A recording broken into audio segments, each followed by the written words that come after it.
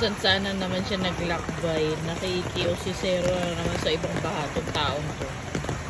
Iinom na naman siya ng gamot pang leptospirosis kaya hindi siya nakabota. Saan ka ba galing? Bakit hindi ka nag-boots? Iinom ka na naman ng pang leptospirosis talaga. Mukhang may sugat-sugat pa yung paa mo. Si Choco ilikas mo sa taas. Kawawa naman. Nandun siya sa bahay niya. Maya ka talaga. Punta na, Tom.